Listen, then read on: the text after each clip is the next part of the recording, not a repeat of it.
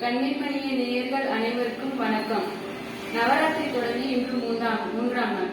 நவராத்திரியின் 3ஆம் நாளில் துர்க்கையை சந்திரகாண்டா என ஆராதிக்கின்றனர். சந்திரா என்றால் நிலவு, காண்டா என்றால் மணி என்பது பொருள். தேவியின் முன்னெற்றியில் சந்திரபிறை மணிபோல் காட்சியளிப்பதால் இவரை சந்திரகாண்டா என்று அழைக்கின்றனர்.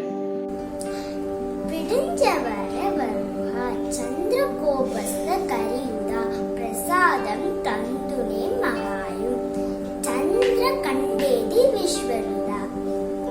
தேவியின் வாகனம் சிங்க வாகனமாகும். இவள் 3 கண்களுடனும் 10 கரங்களுடனும் பக்தர்களுக்கு வீரத்தையும் தைரியத்தையும் கொடுப்பவளாக காட்சியளிக்கிறார். நம் உடலின் 9 சக்கரத்தில் ஒன்றான மணிப்புரா சக்கரத்தில் இருப்பவள். நவராத்திரியின் 3ஆம் நாள் யோக சாதனை செய்பவர்கள் தேவியின் அருளோடு மணிப்புரா சக்கரத்தை அடைந்து தெய்வீக சப்தத்தை கேட்பார்கள் என்று சொல்லப்படுகிறது. ஜெய ஜெய தேவி, ஜெய ஜெய தேவி, துர்கா தேவி சரணம். ஜெய ஜெய தேவி, ஜெய ஜெய தேவி, துர்கா தேவி சரணம். கனக துர்கா தேவி சரணம். துர்க்கை அம்மனை துதித்தால் என்றும் துன்பம் பறந்தோடும்.